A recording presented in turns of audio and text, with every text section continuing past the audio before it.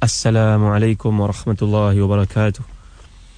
Innal hamdalillah nahmaduhu wa nasta'inuhu wa nastaghfiruh wa na'udzu billahi min shururi anfusina wa min sayyiati a'malina.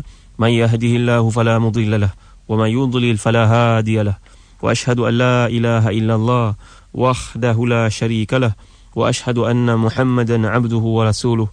Ya ayyuhalladzina amanu taqullaha haqqa tuqatih ولا تموتن إلا وأنتم مسلمون يا أيها الناس اتقوا ربكم الذي خلقكم من نفس واحدة وخلق منها زوجها وبث منهما رجالا كثيرا ونساء واتقوا الله الذي تساءلون به والأرحام إن الله كان عليكم رقيبا يا أيها الذين آمنوا اتقوا الله وقولوا قولا سديدا يصلح لكم أعمالكم ويغفر لكم ذنوبكم وما يطع الله ورسوله فقد فاز فوزا عظيما أما بعد. Saudara penerbit Ustaz Mahdi Syarudin, sidang pendengar yang dirahmati dan dikasihi Allah sekalian, kita masih lagi membincangkan ayat yang ke-29 dan 30 tentang kedudukan mereka melakukan dosa besar kepada Allah Subhanahu wa taala. Sebenarnya melakukan dosa besar ini merupakan satu adat kemanusiaan. Manusia biasa melakukan dosa. Dosa-dosa kecil diampunkan oleh Allah Subhanahu wa taala dengan berbagai cara, dengan bersalaman dengan orang, dengan mengambil wuduk, dengan berjalan kaki ke masjid, dengan melakukan perkara-perkara kebaikan, mengambil wuduk juga mampu menyebabkan dosa-dosa yang dilakukan oleh mata umpamanya gugur, seperti yang dijelaskan dalam hadis-hadis yang banyak. Manakala dosa-dosa besar, sidang pendengar yang dirahmati dan dikasihi Allah sekalian, memerlukan daripada kita untuk bertaubat kepada Allah Subhanahu wa taala. Antara ayat yang menggambarkan kepentingan taubat ni dapat kita lihat menerusi firman Allah Subhanahu wa taala dalam surah Al-Furqan. Allah Subhanahu wa taala mengingatkan kita dengan firman-Nya, a'udzubillahi minasyaitonir rajim. Walladzina la yad'una ma'allahi ilahan akhar wa la yaqtuluna an-nafsa allati haramallahu illa bil haqqi wa la yaznun wa man yaf'al dhalika yalqa athama يضاعف له العذاب يوم القيامة ويخلد فيه مهانا إلا من تاب وآمن وعمل عملا صالحا فأولئك يبدل الله سيئاتهم حسنات وكان الله غفورا رحيما ومن تاب وعمل صالحا فإنه يتوب إلى الله متابا. Ayat ke-68 hingga 71 dari surah Al-Furqan menggambarkan tentang keampunan Allah Subhanahu wa taala buat mereka yang melakukan dosa-dosa besar dan kemudian kembali ke pangkuan Allah Subhanahu wa taala, kembali kepada Allah dengan taubat yang sebenar-benarnya. Ayat ini maksudnya, dan juga mereka yang tidak menyembah sesuatu yang lain bersama-sama dengan Allah dan tidak membunuh seseorang diharamkan oleh Allah untuk membunuhnya kecuali dengan jalan yang dibenarkan oleh syarak, dan tidak pula berzina. Dan sesiapa yang melakukan demikian akan mendapat balasan dosanya, akan digandakan baginya azab seksa pada hari kiamat, dan dia kekal dalam azab itu dengan menerima kehinaan. Kecualilah mereka yang bertaubat dan beriman serta mengerjakan amal yang baik, maka orang-orang itu Allah akan menggantikan pada tempat kejahatan mereka dengan kebaikan, dan adalah Allah Subhanahu wa taala Maha Pengampun lagi Maha Mengasihani. Dan sesiapa yang bertaubat serta beramal saleh, sesungguhnya dia telah bertaubat kepada Allah dengan sebenar-benar taubat. Lihat ayat Allah Subhanahu wa taala di sini memberi satu langkah bagaimana seseorang itu nak kembali kepada Allah Subhanahu wa taala. Dalam kuliah lepas telah kita bincangkan dosa-dosa besar antara yang disenaraikan Nabi sallallahu alaihi wasallam. Ada berbagai lagi dosa-dosa besar, dan kita dapat lihat Ibn Hajar Al-Haythami menjelaskan perkara ini dalam kitabnya Az-Zawajir fi Iktirafi Al-Kabair, menceritakan tentang dosa-dosa besar yang harus dijauhi. Demikian juga Imam Az-Zahabi juga menulis kitab yang namanya Al-Kabair, dosa-dosa besar. Maka menjadi tuntutan ke atas setiap individu muslim untuk menjauhinya.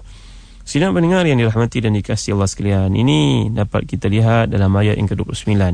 Jika kita lihat ayat yang ke-30, Allah Subhanahu wa taala memberi berita gembira kepada orang-orang beriman, dan dia merupakan satu tradisi, metodologi yang ada dalam Al-Quran, iaitulah Allah Subhanahu wa taala sering menyebut tentang kedudukan orang-orang beriman yang ternanti-nanti.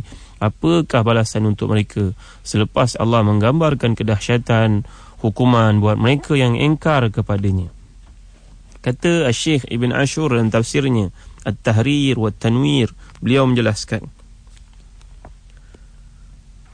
Ayat yang ke-30 maksudnya jumlah musta'nafa istinafan bayaniyan mura' fihi hal as-sami'in minal mu'minin fa innahum hina yasma'una ma a'adda Allah lil musyrikin tatashawwaf nufusuhum ila ma'rifah ma a'addahu lil ladzina amanu wa nabadhu syirka fa'u'limu anna amalahum mar'iyun 'inda rabbihim. Dalam penjelasan beliau berkata, bila Allah Subhanahu Wa Taala menjelaskan hukuman yang bakal dikenakan kepada orang-orang yang ingkar, orang-orang yang menzalimi dirinya, melakukan dosa-dosa besar, dan orang yang melakukan syirik kepada Allah Subhanahu Wa Taala, maka tentulah pembaca-pembaca yang membaca ayat ini ternanti-nanti, ini hukuman untuk orang-orang yang ingkar. Bagaimana pula hukuman untuk mereka yang beriman kepada Allah Subhanahu Wa Taala, yang tidak melakukan syirik kepadanya. Ini merupakan satu bentuk ayat yang merupakan tahrid, yang tasji', yang memberi berita gembira kepada tasliyah kepada orang-orang yang beriman, supaya mereka ini menyedari Allah Subhanahu Wa Taala tidak akan mensia-siakan amalan mereka lakukan. Melihat dari sudut bahasa Arab, Allah Subhanahu Wa Taala melakukan i'adah ataupun takrir ataupun takrar kepada perkataan inna. Inna ni huruf taukid untuk mengukuhkan, menegaskan. Ayat ke-30, innal ladzina amanu wa 'amilus salihat inna la nudhi'u ajra man ahsana amala. Maksudnya, sungguhnya orang yang beriman dan beramal soleh, sesungguhnya kami tidak akan mensia-siakan pahala mereka yang melakukan kebaikan itu. Lihat, perkataan inna di-i'adah, diulang pada dua tempat daripada ayat Allah Subhanahu Wa Taala di sini. Kenapa? Kerana tidak lain tidak bukan ditahqiq madmuniha, untuk menegaskan kontennya, untuk memperkuatkan maknanya, untuk menunjukkan apa yang Allah SWT janjikan di sini merupakan satu kebenaran. Ini dalam bahasa Arab, pengulangan dalam ayat-ayat Allah SWT mengandungi makna yang tertentu, hikmah yang tertentu, yang tersirat di sebalik yang tersurat. Kalau kita lihat, i'adah harf inna fil jumlah al-mukhbar biha anil mubtada al-waqi' fil jumlatil ula limazid al-inayah wa tahqiq. Dan perkara ini nak menampakkan Allah Subhanahu Wa Taala nak bagi penjelasan, penegasan terhadap Allah tidak akan mensia-siakan amalan mereka lakukan. Dan sebenarnya ayat ini pernah kita bincangkan. Format seperti ini telah kita bincangkan dalam surah Al-Hajj yang lepas, iaitu firman Allah Subhanahu Wa Taala ayat ke-17, A'udzu billahi minasyaitonir rajim. Innal ladzina amanu wal ladzina hadu was-sabiina wan nasara wal majus walladzina asyraku innallaha yafsilu bainahum yaumal qiyamah. Maksudnya sungguhnya orang yang beriman dan orang-orang yang Yahudi dan orang-orang Sabi dan Nasara dan orang Majus dan orang melakukan syirik kepada Allah Subhanahu Wa Taala, sesungguhnya Allah akan menghukum di kalangan mereka, di antara mereka pada hari kiamat, siapakah yang sebenarnya berada di atas kebenaran. Jadi dalam ayat ke-17 surah Al-Hajj yang pernah kita bincangkan dalam surah sebelum ini, menampakkan Allah juga i'adah perkataan inna. Demikian juga dalam ayat yang lain. Dari surah Al-Jumu'ah contohnya ayat ke-8. Allah Subhanahu Wa Taala berfirman, A'udzu billahi minasyaitonir rajim. Qul innal mauta alladhi tafiruna minhu fa innahu mulaqikum. Lihat di sini juga diulang, di-repeat huruf taukid inna. Qul innal mauta alladhi tafiruna minhu fa innahu mulaqikum. Lihat perkataan inna diulang oleh Allah Subhanahu Wa Taala untuk menampakkan, menegaskan satu makna yang dikehendaki di sebalik pengulangan ini. Contoh dalam ayat yang ke-8 surah Al-Jumu'ah ini, qul innal mauta alladhi tafiruna minhu. Katakanlah sungguhnya mati yang kamu takutkan itu, kamu lari daripadanya. Fa innahu mulaqikum. Sesungguhnya dia tetap akan bertemu dengan kamu. Jadi Allah Subhanahu Wa Taala ingin tekankan dalam ayat ke-8 surah Jumu'ah ini, perkataan kematian itu difokuskan kepada kematian yang ditakuti oleh orang-orang ahli kitab. Ayat ini merupakan satu amaran kepada mereka yang ingkar pada Allah Subhanahu Wa Taala, yang memerangi, menentang Nabi Muhammad sallallahu alaihi wasallam sewaktu dakwah disampaikan kepada mereka di zaman Madani. Baik sedang pendengar yang dirahmati dan dikasihi Allah sekalian, seterusnya perkataan yang digunakan dalam ayat ke-30 oleh Allah Subhanahu Wa Taala, inna la nudhi'u ajra man ahsana amala. Inna la nudhi'u ajra man ahsana amala. Kalau kita mempelajari bahasa Arab, perkataan la nudhi'u ini sebenarnya perkataan idha'ah, Idha'ah ini kalau kita lihat dari sudut bahasa Arabnya, ja'alu syai' dha'i'an. Contohnya dijelaskan oleh Imam Ar-Razi dalam kitabnya Mukhtarus Sakhah, menjelaskan tentang kalimat Al-Quran, perkataan digunakan oleh Allah Subhanahu wa taala. Wa haqiqatu al-idha'ah talafu syai' min madhannati wujudihi. Maknanya satu benda yang hilang ataupun manfaatnya tidak dapat digunakan, tidak bermanfaat lagi, luput manfaatnya, faedahnya daripada dapat digunakan.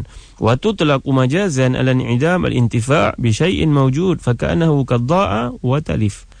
Maknanya dalam konteks saya ini Allah Subhanahu wa taala menggunakan secara majaz.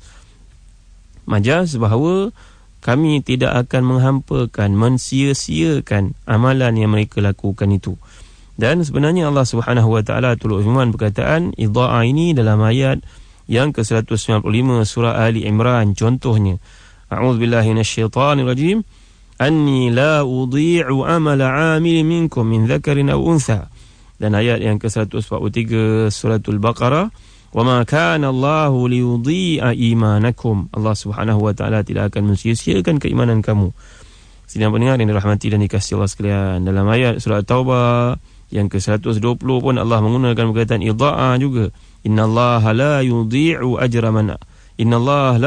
ajral muhsinin. Allah SWT tidak akan menghampakan, mensia-siakan ganjaran bagi mereka yang berbuat ihsan, yang melakukan satu perkara dengan sebaik-baiknya. Ini penjelasan bagi ayat yang ke-30. Bila menceritakan tentang satu perkara yang dipanggil sebagai wa'id. Wa'id ini berita ataupun janji-janji yang menakutkan. Maka Allah datang dengan wa'id pula. Wa'id ialah berita, janji, kebaikan buat mereka yang beriman kepada Allah Subhanahu wa taala. Dan bila ayat yang ke-29 mengisahkan tentang tarhib, ayat yang ke-30 datang sebagai targhib. Targhib maknanya penghargaan ataupun tasliyatan, nak mengajak orang-orang beriman ni, memberi motivasi kepada mereka supaya bagi mereka menyedari Allah Subhanahu wa taala tidak akan menzalimi hak mereka. Seolah-olah bila menceritakan tentang ketakutan, amaran, maka orang beriman pun rasa gentar, takut. Apa agaknya balasan untuk kita semua. Tiba-tiba bila dipuji oleh Allah Subhanahu wa taala dengan ganjaran diperuntukkan untuk mereka, ini memberi kepada mereka satu kekuatan baru, satu nafas baru untuk meneruskan program-program amalan-amalan bakti kepada Allah Subhanahu wa taala. Dalam ayat yang ke-31 Allah Subhanahu wa taala berfirman, a'udzubillahi minasyaitonirrajim. Ulaika lahum jannatu 'adnin tajri min tahtihimul anhar yukhallawna fiha min asawira min dhahab wa yalbasuna thiyaban khudra min sundus wa istabraq muttaki'ina fiha 'alal araik ni'mat thawab wa hasunat murtafaqa. Maksudnya mereka itulah orang-orang yang mereka disediakan untuk mereka syurga Aden, mengalir di bawahnya. Dalam syurga itu dihiasi dengan gelang emas dan mereka pakai pakaian hijau dari sutera halus dan sutera tebal. Sedangkan mereka duduk sambil bersandar di atas kursi-kursi yang indah, sofa-sofa yang indah. Itulah pahala yang sebaik-baiknya dan tempat istirahat yang paling baik buat mereka yang beriman kepada Allah Subhanahu wa taala. Ya, sedang pendengar yang dirahmati dan dikasihi Allah sekalian. Jumlah musta'nafah istinafan bayaniyan, satu bentuk permulaan, gambaran Allah Subhanahu wa taala untuk memberi penjelasan lanjut kepada balasan buat orang-orang beriman ini. Jadi sidang pendengar yang dirahmati dan dikasihi Allah sekalian, bila kita lihat ayat yang ke-31 menampakkan rahmat pemurahnya Allah Subhanahu wa taala buat mereka yang beriman. Dan bila kita lihat perkataan yang digunakan di sini, inna la nudhi'u ajra man ahsana amala, dalam ayat yang ke-30, maka ayat ke-31 ini memperjelaskan apakah bentuk ganjaran buat mereka. Jika ayat yang ke-30 tadi nampak seperti kabur, apa yang diperuntukkan oleh Allah, apalah keadaan Allah tidak mensia-siakan mereka, apa agaknya balasan bagi mereka ini. Lalu datang ayat ke-31 untuk memberi satu gambaran nikmat yang begitu indah, syurga Aden yang diperuntukkan untuk mereka, dan dipakaikan mereka ini dengan gelang-gelang emas dan memakai pakaian hijau, pakaian sutera yang cukup indah, dan mereka duduk dalam keadaan tenang. Di dunia ini, sidang pendengar yang dirahmati dan dikasihi Allah sekalian, kita dihambat dengan berbagai-bagai perkara. Kita nak duduk rehat pun terfikir tentang perkara ni, terfikir tentang duit kereta belum bayar, terfikir tentang duit elektrik belum bayar, terfikir tentang anak-anak, yuran persekolahannya, terfikir banyak benda. Kita duduk mesti kita termenung memikirkan tentang berbagai komitmen keuangan kita. Tapi di akhirat besok semua perkara ini sudah pun berlalu. Orang yang beriman ni akan duduk tenang di atas sofa, di atas tempat-tempat duduk yang indah, yang hebat. InsyaAllah kita akan bincangkan perkara yang berlanjut. Di sebalik yang dikehendaki oleh Allah Subhanahu Wa Taala melalui ayat-ayat yang hebat ini, kita akan lihat mesej yang begitu jelas buat kita orang beriman, supaya kita memperkukuhkan diri kita, jati di Islam kita, supaya kita dapat menikmati apa yang dijanjikan oleh Allah Subhanahu Wa Taala dalam ayat-ayat ini. Wallahu a'lam. Wa sallallahu ala sayyidina Muhammad wa ala alihi wa sahbihi wa baraka wa sallam. Wassalamu alaikum warahmatullahi wabarakatuh.